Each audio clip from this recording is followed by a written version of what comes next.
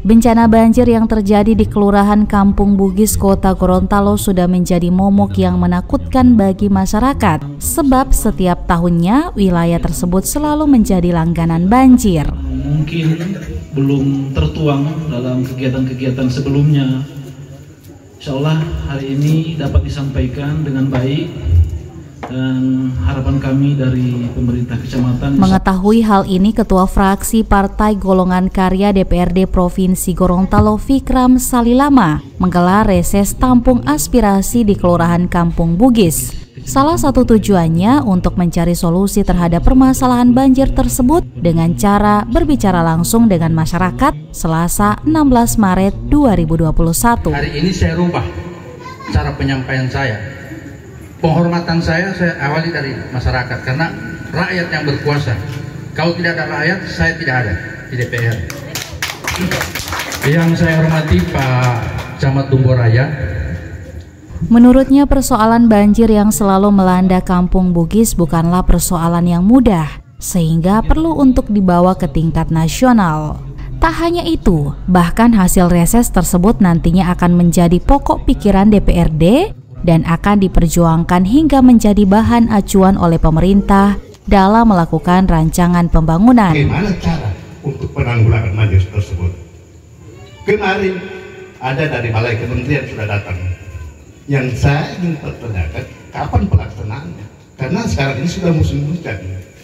Dalam kesempatan tersebut, Fikram menjelaskan bahwa ada pasal yang mengatur tentang pokok pikiran DPRD yang harus diakomodir dengan mengakomodasi 5% dari dana APBD. Yang menyampaikan aspirasi tadi, ada 4 yang mengarah kepada persoalan banjir. Jadi persoalan banjir ini bukan persoalan yang mudah lah, karena memang dari dulu kelihatannya memang sasaran utama yang paling parah ini Kelurahan Bugis. Sehingga persoalan ini tidak harus kita pikirkan di daerah, tapi harus kita bawa ke nasional. Dan ini kalau kita antisipasi dengan APBD kita, tidak mungkin dengan kondisi APBD kita yang sangat kecil. Sehingga saya akan masukkan dalam laporan hasil reses saya, dan ini kita angkat ke tingkat nasional dengan harapan anggaran kalau dari sana kan agak besar, dan ada penyampaian untuk minta relokasi. Saya pikir itu agak sulit itu. Yang pada prinsipnya langkah awal yang kita harus lakukan, kita angkat ke tingkat nasional bagaimana menanggulangi banjir ini. Bukan berarti kita harus merelokasi. Terus kalau kita relokasi, lahan yang di sini untuk apa? Nah, sehingga kita berpikir harus cari solusinya bagaimana menanggulangi banjir ini. Nanti kita akan bicarakan, dan ini pasti akan masuk dalam laporan reses. Oh, Pak, setelah reses ini targetnya apa, Pak?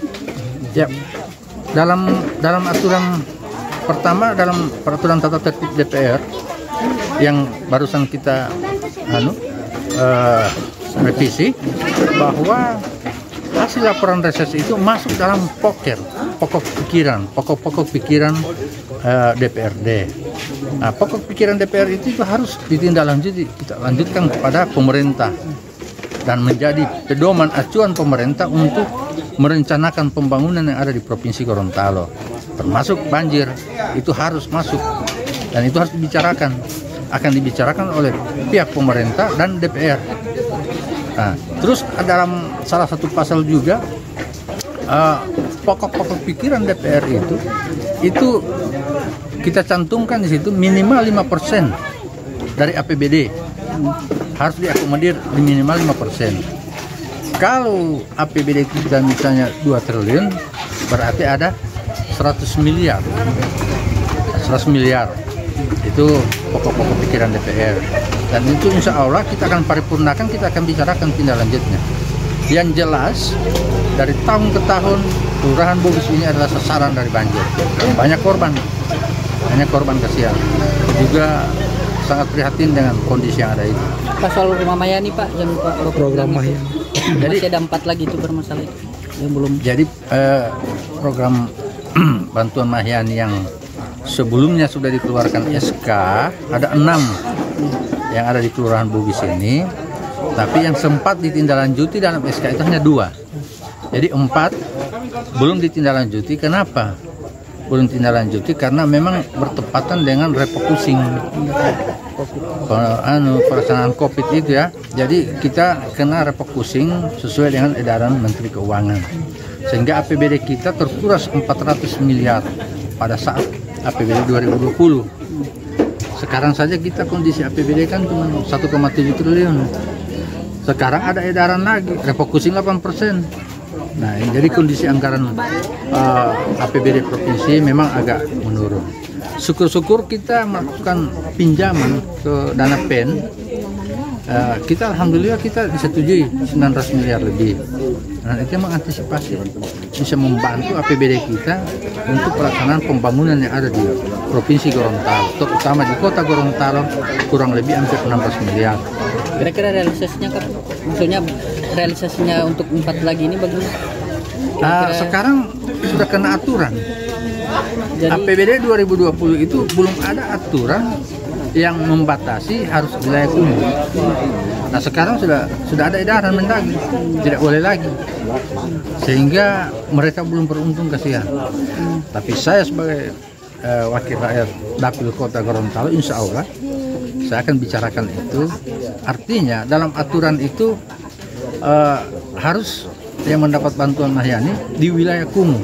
Wilayah kumuh ditetapkan oleh pemerintah Kota Gorontalo.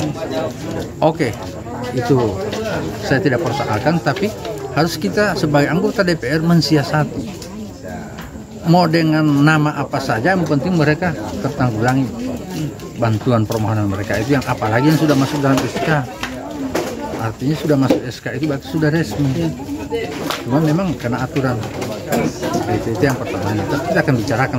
Tetap dia masuk dalam laporan. Kedatangan anggota DPRD ke Kampung Bugis tersebut diharapkan oleh masyarakat agar dapat memberikan solusi konkret terkait penanggulangan bencana banjir di Kelurahan Kampung Bugis. Kegiatan RKPD ada beberapa hal yang memang mungkin. Dari Kota Gorontalo, DPRD Provinsi, Kendali TV memberitakan.